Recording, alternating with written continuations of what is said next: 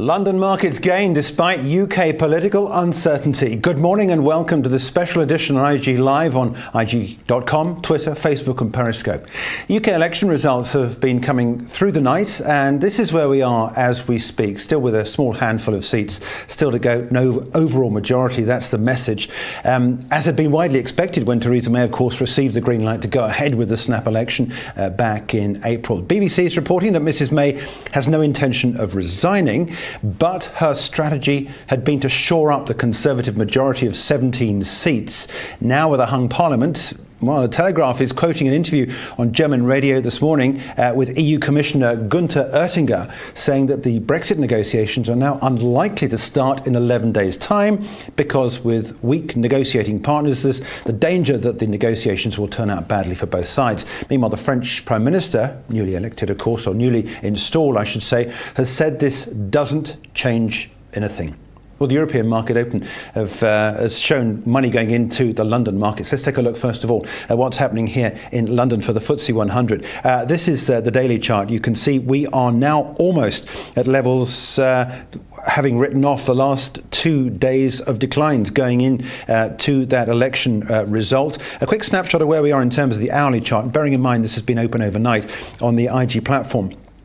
We saw this gap open up last night at between 9 and 10 o'clock. We got the exit poll. The markets have taken down, but it's really since about 5 or 6 o'clock this morning, money's been going in at a fairly swift rate back in to the Footsie 100. The Footsie 100 is full of these dollar earners. It's companies with very much an outward-facing earnings portfolio, and they benefit from weaker sterling. And if you look at what's been happening with sterling today, that's the other big story. This is the hourly chart for sterling. That big red candle that we had there was 10 o'clock last night, that exit poll showing that there was going to be possibly a hung parliament, and that's exactly what we got, and here we are now. Only in the last hour or so we've seen a little bit of recovery away from the bottom, currently trading at 126.98. In the last couple of weeks or so, of course, we've been talking about the potential for sterling to go above 130, and as of some 14 hours before the start of trading, it was expected, and indeed we got commentary from foreign exchange analysts suggesting that the markets at that sort of level just below 129 was pricing in a Conservative victory of some sort, not the sort of magnitude that Theresa May had been wanting or expecting when she kicked off the start of the election campaigning. Let's take a look at what's happening with the Footsie in the context of the rest of Europe very briefly. We got gains across the board, as you can see there. The Footsie now up almost 1% on from yesterday's close. And Marc Ostwald joins us now from ADM Investor Services with his view on what today's election result means for the markets. Marc, first of all, the commentary we've had from the German EU Commissioner suggesting that this changes everything for Brexit, the French Prime Minister saying, no, it doesn't change anything. What have we got here as we wake up on Friday morning in terms of the outlook for the British economy and for the markets? Well, in terms of the negotiations on Brexit, I think the EU Commissioner is correct in the sense that obviously they won't get off to a quick start. The idea was that pretty much almost instantaneously there would be the start of negotiations. First of all, we need to form a government here. So, secondly, it's the Liberal Democrats here have ruled out any form of pact or coalition. That leaves the Conservatives with but one choice as a coalition partner, the Democratic Unionist Party in Northern Ireland, which in itself brings certain problematics because obviously Northern Ireland, with its border with Southern Ireland, is a key issue in those negotiations. More importantly, if Mrs May is going to hang on, then we're probably going to see at some stage someone else challenge her for the leadership. One can only describe going from what was mooted to be something like 100 to 150 majority to a hung parliament as being one of the biggest mistakes ever made in election history.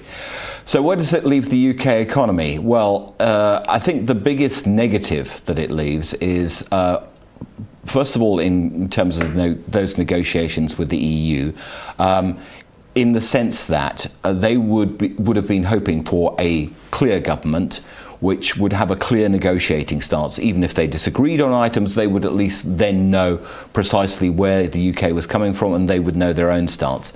In this situation, they may feel actually that the biggest risk is that they start negotiating. Britain puts forward various ideas that it's, of what it sees as its ideals, and then finds that having had internal party or coalition negotiations, that they then start to backtrack, which is exactly what is not needed. It's a very, very narrow time frame for negotiating all of this. Secondly, I think most importantly in terms of business investment, for anyone, whether they're foreign investors or whether they're domestic investors, the uncertainty surrounding both the Brexit negotiations and the prospect of a probably likely very shaky, if not unstable government, is a big detractor from making any investment decisions. So why in that case is the Footsie up so strongly? What were you 40 minutes into the session on this Friday? I'd love an answer to that. I think the situation is that sterling's obviously fallen. We are still very much in an era of financial repression.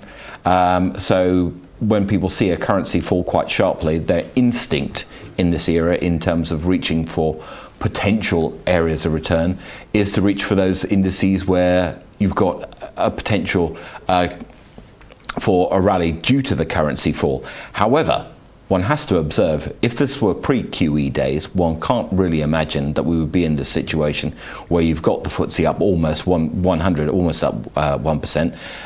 Though one has to say the Footsie 250 has fallen, thankfully, which is much more representative of the UK economy. You would probably actually be in a situation where sterling would be a lot weaker than it is.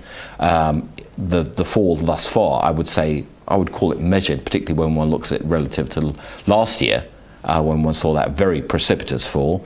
And you'd probably have the Footsie 100 down something in the region of 200 points. So it does underline that we've got markets whose reaction function at the moment is extremely impaired. But in the longer run, I think the key point is none of this, of what has happened overnight, is necessarily going to be positive for UK assets. How about the longer term picture? Because Brexit aside, we already know that the UK economy is beginning to falter. Bank of England meets next week. Is there anything the Bank of England can do? Of course, when we had the Brexit negotiations outcome, the referendum, I should say, last year, one of the first things the Bank of England did was cut interest rates. Yes, and with hindsight, I think a lot of people would be questioning the wisdom of that. It certainly seemed to encourage a big surge in consumer credit, which people can ill afford in this country. You've got consumer credit growth at 10.5%, you've got average wage growth at 2.3% and inflation at 2.5%. That is not something which is sustainable. What can the Bank of England do now? Well, the answer is not really a lot. Probably keep a steady hand on the tiller. And wait to see how the economy evolves. I think having jumped the gun last year,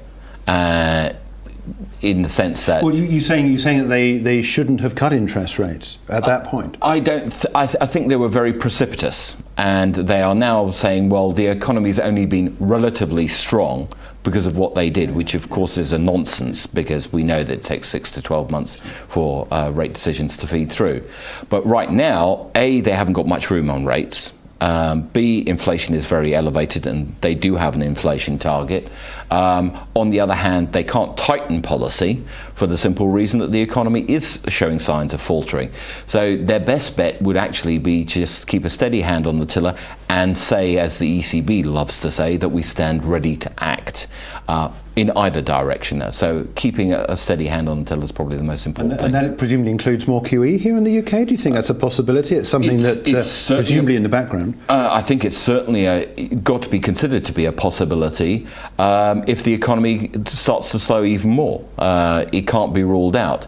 Whether that actually helps the economy in this situation, I have my doubts, because this is not really a problem which can be solved by a monetary policy. What you need is a far more strong and stable, which we haven't got, political backdrop. In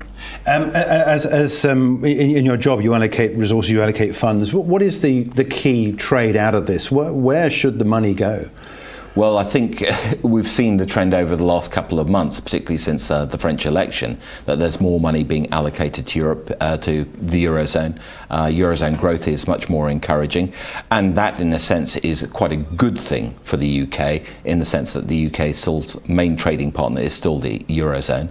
But that would be my natural instinct. The US still stands under a bit of a cloud. And the charge that we've seen into emerging markets of late probably is slightly overdone at the moment. So the Eurozone and indeed the broader EU, countries like Poland, Czech Republic, Hungary, all strongly growing countries, are probably the places to look at. Yep. Okay, all right. Mark, thanks indeed there for your time. Marc Ostwald from ADM Investor Services.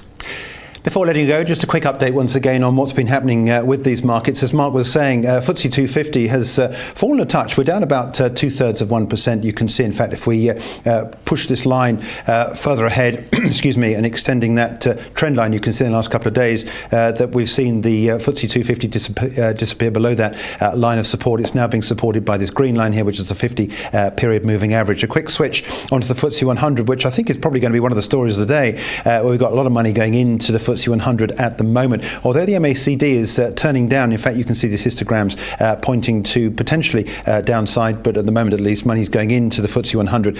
Part of that reason, as we've been discussing, potentially is possibly because of this number here, the weak pound. This is against the US dollar. That's the hourly chart. Quick snapshot onto the daily chart, and in fact, we can see that even at the low point here, we are not as low as we were on the day that Theresa May announced the election back on the 18th of April.